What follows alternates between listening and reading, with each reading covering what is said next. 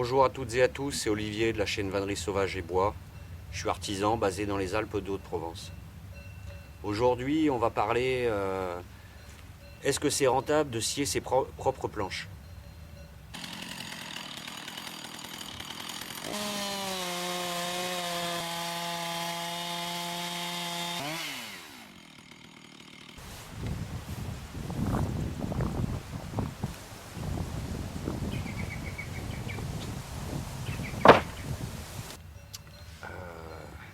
Ses propres planches, ça c'est une chute. Est-ce rentable? Oui. Financièrement, peut-être pas. J'ai jamais fait le calcul. Mais par contre, là où je pense que oui, de toute façon, entre prendre sa voiture, aller au magasin, la perte de temps, souvent il y a pas les produits.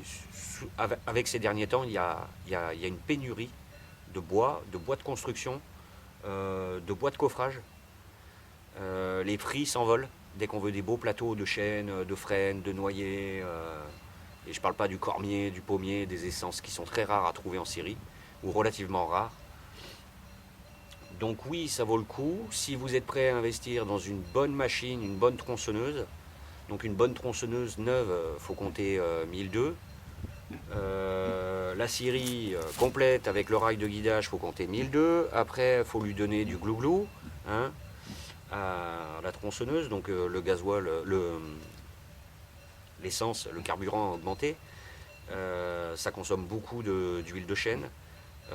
Par contre, c'est plus rentable qu'une scie à ruban au niveau des consommables et c'est plus maniable, entre guillemets, surtout comme moi quand vous n'avez pas de quoi soulever.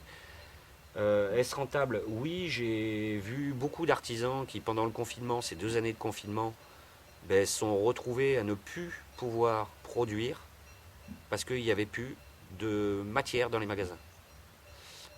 Moi, pour être honnête avec vous, ça fait 3 ans que j'ai pas acheté un bout de bois. Non, je suis menteur. J'ai fait l'année dernière, il y a 2 ans, ma terrasse qui faisait 22 mètres carrés. J'ai acheté une botte de tasseau en 5 par 7. Voilà. J'ai dû en acheter peut-être une dizaine parce que j'avais pas le bois pour le couper. Par contre, j'ai coupé toutes mes planches de terrasse. Donc ça fera l'objet d'une vidéo qui est en cours de montage depuis X temps. Mais oui, c'est rentable, puisqu'une terrasse, par exemple, de 22 mètres carrés, mes revenus à moins de 300 euros. Fondation comprise et tout, hein, les parpaings, le ciment, le truc, tout ce qu'il fallait, quoi.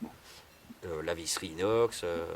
Donc oui, ça peut être rentable si vous fabriquez beaucoup de choses, vous produisez beaucoup, vous avez une maison en rénovation, vous avez du temps, vous avez le physique, parce que c'est très fatigant. Ça, on le voit pas forcément dans les vidéos hein, qu'on peut voir aux États-Unis, machin et tout. C'est épuisant. En fin de journée, vous êtes claqué, vous avez mal partout, vous êtes toujours courbé, vous perdez énormément de temps dans la manipulation des troncs, donc il faut avoir du courage, il faut y aller. Si vous avez le courage, vous voulez investir un petit peu et plein de projets en tête, oui, c'est rentable. Sinon, vaut mieux aller au magasin, ou si vous êtes artisan, vaut mieux facturer le bois et rajouter votre marge, plus la TVA et tout le bazar, à votre client, et puis voilà, ou sous-traiter. Après, ça vous amène une certaine liberté. Vous avez envie de créer, vous avez envie de valoriser un bois que vous n'arrivez pas à trouver. Je pense à du pommier, je pense à, je sais pas, du mûrier. On peut avoir des pruniers, on peut avoir des vieux poiriers, des fois dans les champs, qui sont tombés par des coups de vent. Voilà, ça c'est des bois intéressants.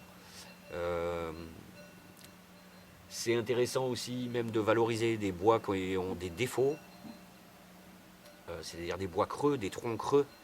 Vous allez pouvoir faire des tables avec la mode résine, vous allez pouvoir faire des dessous de plat, des services pour faire la charcuterie, etc. Mais pour ça, il faut scier, faut avoir accès au bois assez facilement, faut avoir des connaissances si c'est vous qui l'abattez, faut être formé. Ensuite, il faut avoir de quoi ramener le bois jusqu'à chez vous et faire du stock et des endroits pour le stocker et gérer le stockage. C'est rentable, oui, si vous êtes courageux. Vous avez de quoi manipuler des troncs, donc au minimum tournevis ou tracteur, Manitou, des grandes granges ou locaux pour stocker votre bois, pas mal d'entretien sur les machines parce que malgré tout, ça les épuise, elles tournent toujours à bloc. Voilà. Et si vous avez le temps d'attendre que le bois sèche. Donc anticipez, être toujours à la recherche de bois pour anticiper les manques qui arriveront dans 3 à 4 ans par rapport à vos projets. Et quand vous êtes artisan, des fois, vous ne savez pas quel projet vous allez faire. C'est pour ça que certains préfèrent acheter. Voilà. Donc oui, c'est rentable, si vous avez tout ça. Voilà, petit retour sur est-ce rentable d'avoir une scierie et de scier son propre bois. A bientôt. Merci d'avoir visionné.